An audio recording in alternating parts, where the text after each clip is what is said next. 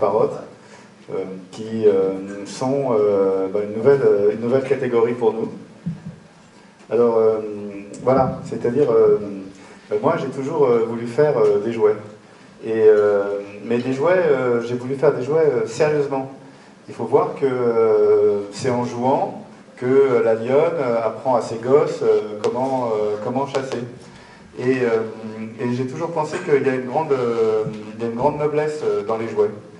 Alors, chez Parrot, on fait de la techno, on fait des trucs super sérieux, on fait des télécoms. Et donc quand j'ai commencé à faire des jouets et à réfléchir à qu'est-ce qu'on pouvait faire comme jouet dans l'entreprise, tout le monde m'a pris pour un dingue. Ça, je vous l'assure, c'est confirmé. Et donc, de fil en aiguille, on a fait un truc qui n'était pas tout à fait un jouet, qui n'était pas tout à fait un jeu vidéo, qui était l'air drone. Mais maintenant, avec les mini-drones, on est vraiment arrivé à faire et on va vraiment vous montrer ça en détail. Donc, en fait, en faisant des jouets, on a fait des objets, ce qu'on essaye, de faire vraiment des objets d'aujourd'hui. Des objets qui mêlent la robotique, la question du software, de la magie, de ce qui est fait par des trucs invisibles, les microprocesseurs, et comment ça arrive dans la vie de tous les jours. Moi, quand j'étais gosse, c'était le Lego, et mes parents, c'était le mécano. Mais aujourd'hui, l'environnement, le monde qui nous entoure, le monde qui entoure les enfants, eh bien, c'est le jeu vidéo et c'est certainement bientôt la robotique. La voiture qui se conduit toute seule, la voiture de Google, eh bien, ça va arriver. Et d'une certaine manière, ce qui est vrai pour les parents, c'est aussi vrai pour les enfants.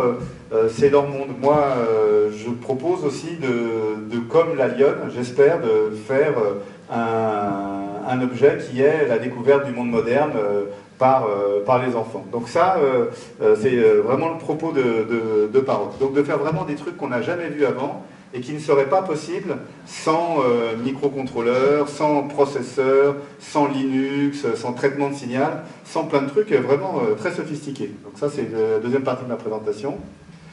Donc le premier jouet qu'on présente, c'est un micro-hélicoptère qui s'appelle le Rolling Spider, l'araignée roulante, et c'est un tout petit objet.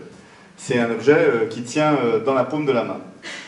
Le deuxième qu'on présente s'appelle le Jumping Sumo, et la différence avec le premier, c'est qu'il est par Wi-Fi, et que le premier est en Bluetooth. Mais tous ces objets-là fonctionnent avec votre iPad, votre iPhone, votre téléphone Android, votre tablette Android avec une application. Et c'est une application qui s'appelle FreeFlight, et c'est FreeFlight 3 maintenant. Et FreeFlight, c'est une application pour tous ces jouets connectés Parrot. Alors, ça va s'appeler Mini Drone. C'est une catégorie que j'espère promise à un grand succès et on a donc décline en un roller et en un micro-drone.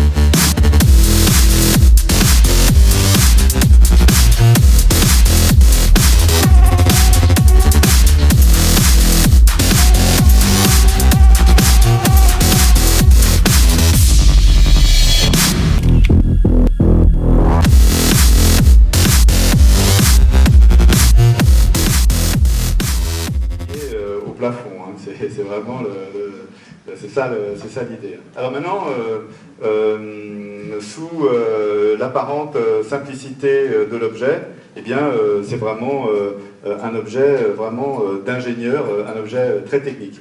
Aussi technique que l'est le jeu vidéo ou que le sont les ordinateurs qu'utilisent les enfants. Donc c'est un quadrocoptère très petit, plus c'est petit, plus c'est dur à faire. Plus c'est difficile à stabiliser. Et pour la première fois, c'est un objet qui roule, qui vole, qui roule au plafond, qui roule sur les murs. Donc ça, c'était le grain de folie, l'imagination. Et puis, c'est un système avec des capteurs. La base de tout ce qu'on fait, c'est du traitement de signal. Parrot, c'est une boîte qui vient de la reconnaissance vocale, de prendre du signal physique et puis de l'informatiser et puis de le lancer dans des algorithmes et d'en faire des fonctions. Et aussi, il est fait le plus sécurisé possible. On fait attention que ces objets soient le moins dangereux possible.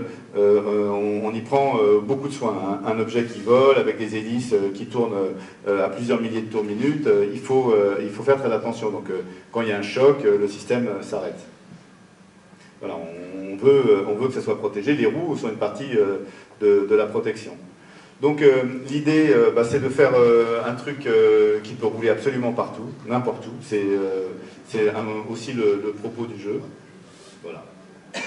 Et qui fait des acrobaties. En particulier, il fait des loopings. On peut le lancer à la main. Et c'est un truc bien fait. C'est un truc qui est fait. C'est pas un jouet fondamental. C'est pas un jouet d'éveil. C'est un jouet qui utilise au mieux la technologie Bluetooth. Il est en Bluetooth low energy, mais c'est utilisé au mieux avec le meilleur design d'antenne possible pour qu'on puisse vraiment jouer avec. Ça marche vraiment à 20 mètres. C'est-à-dire qu'à 20 mètres, c'est vraiment un petit point dans le ciel quand vous l'utilisez dehors.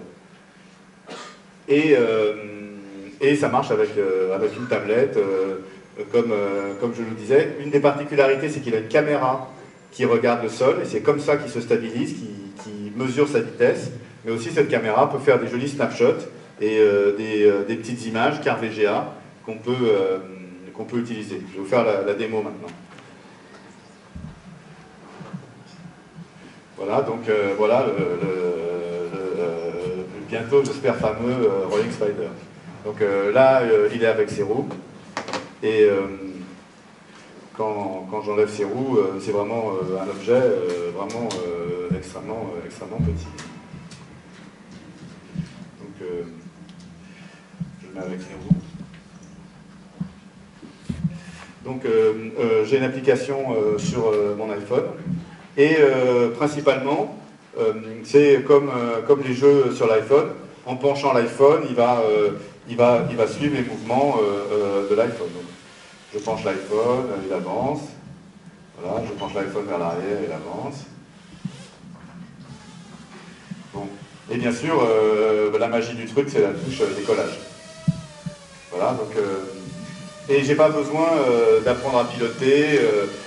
C'est vraiment un drone. Le système vole par lui-même. Il est extrêmement stable. Là, on est dans le noir. Pourtant, c'est difficile avec sa caméra. Et c'est vraiment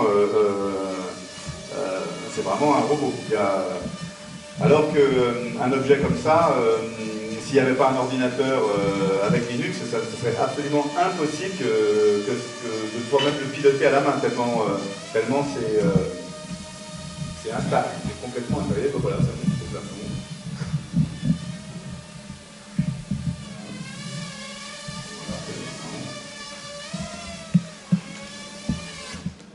Bon, bah, j'espère que les gosses s'amuseront autant à jouer avec que nous, on s'amusait à le faire. Bon, moi, je suis un ingénieur soft, donc je ne suis pas hyper doué avec les trucs. Faut bien voir. Voilà. Donc, vous pourrez jouer avec tout à l'heure. Voilà, le Rolling Spider. Alors, peut-être une précision, c'est que le prix public sera de 99 €. Voilà, ça sera vendu 99 € chez un grand nombre de distributeurs ou de distributeurs de produits d'électronique grand public. Merci. Donc voilà le Rolling Spider. Bon, là où ce qu'on essaye vraiment, c'est de faire un nouveau genre d'objet à la marge entre le jouet, le jeu vidéo, mais c'est ni un jeu vidéo ni un jouet, on les appelle micro-drones, et on en lance deux, on en lance un second en même temps, donc dans les micro-drones, et le second c'est le Jumping Sumo.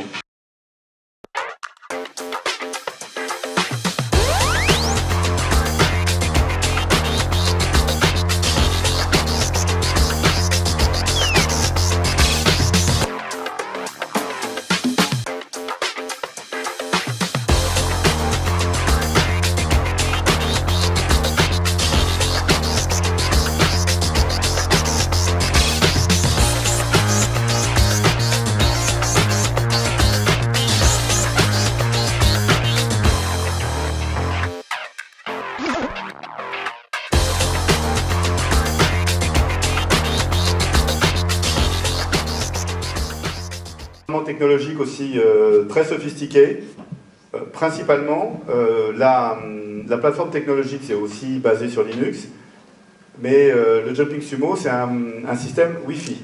Donc avec Wi-Fi il peut aller plus loin, mais surtout il stream de la vidéo. C'est il y a une sorte de webcam dedans, et c'est vraiment le FPV, la vision à la première personne. On est vraiment dedans. C'est le petit truc rigolo qui peut passer partout, et vraiment on conduit en regardant son écran, et on est vraiment dedans. Bon, ça a été réalisé avec les meilleurs softs de CAO. C'est de faire sauter un objet, c'est très compliqué. Enfin, c'est vraiment un pari qu'on a eu. On a mis vraiment beaucoup de temps, et je remercie tous les ingénieurs qui ont participé au développement, parce que c'est vraiment un boulot qui a duré plus de 2 ans et demi pour développer ce produit. Ça a l'air de rien, mais ça renferme énormément de complexité. Bon, donc la grosse innovation, c'est le saut. Il y a 2 sauts, il y a le saut en hauteur et le saut en longueur, donc ça dépend des fonctions. Et vous avez le retour de la vidéo sur l'écran de votre iPad. Donc ça, je vous montrerai tout à l'heure. L'autre truc aussi, bon, c'est une formule nouvelle. Enfin, peut-être qu'il y a des exemples.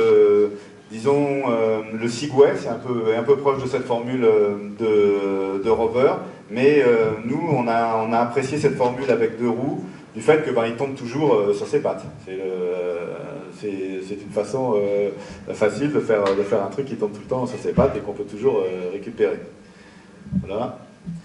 Donc, et aussi, la grande nouveauté par rapport aux jouets radiocommandés, c'est qu'en fait, c'est une centrale inertielle. Il y a le même type de gyroscope et d'accéléromètre qu'il y a dans votre iPhone, qui permet dans votre iPhone de voir l'inclinaison.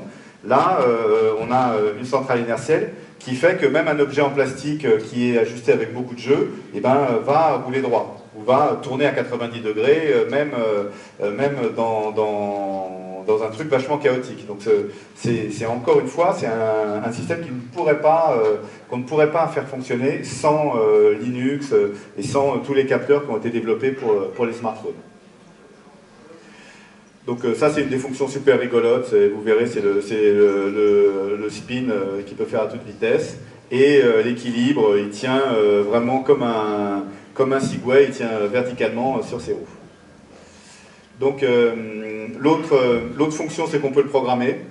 On peut faire des figures, on peut lui faire des pas de danse, Bon, on ne cherche pas à faire une initiation à la programmation, mais on peut le programmer. C'est un truc, j'espère que les gosses feront des mouvements de danse et des tas de figures marrantes, et les partageront sur YouTube. Voilà, et je vais vous faire la démo. Voilà. Donc, voilà le Jumping Sumo. Alors, il râle, là, il faudrait que je le pose par terre. Donc, je vais le poser par terre. Et je le pilote avec mon iPad, le logiciel que l'on fournit, est gratuit et fonctionne sur iOS et sur les devices Android. Alors, ça, il fonctionne en penchant l'iPad, et puis j'avance mon doigt. Donc tout ça, c'est de la commande électronique, proportionnelle. Vous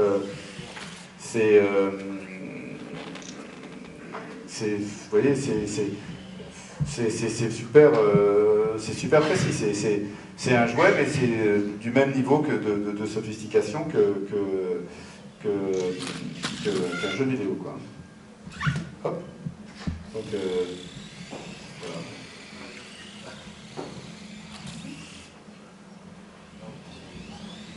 Il peut faire une demi-tour à fond la pièce.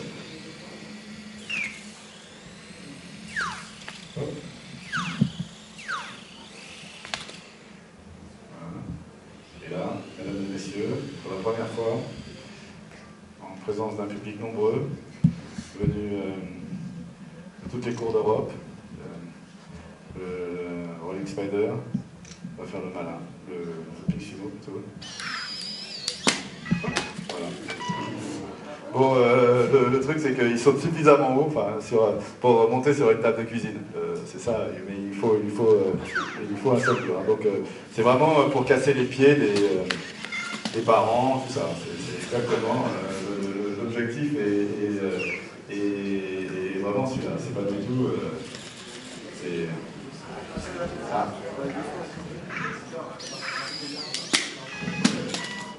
Ah merde.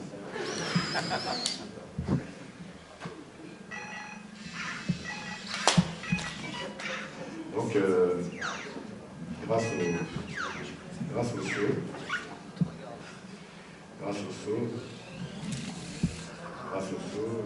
bon là j'ai besoin de ma main.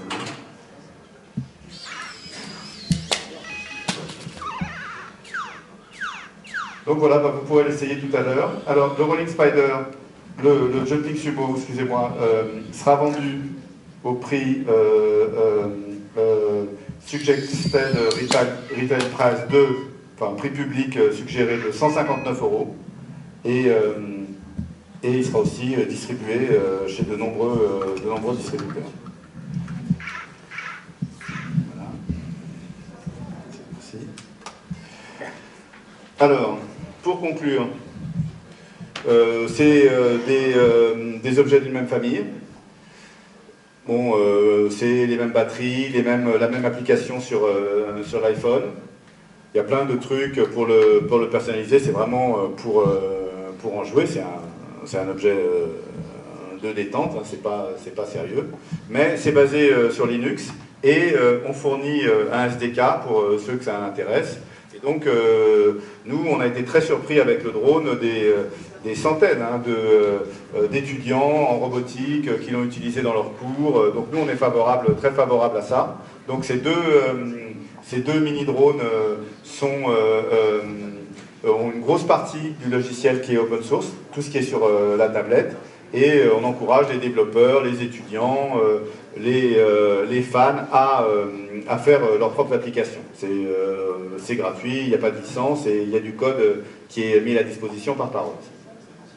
Il y a un Cloud Parrot où les données sont des danses, des vidéos peuvent être échangées.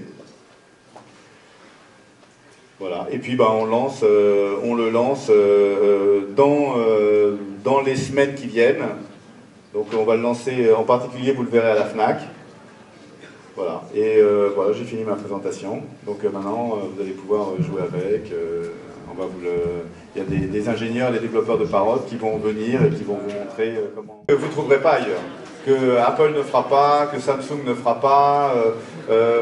On cherche vraiment à explorer un monde technique, parce que c'est la banque d'organes du téléphone mobile, mais on essaye vraiment de l'amener dans des endroits où c'est très inattendu, et j'espère que ça vous plaira.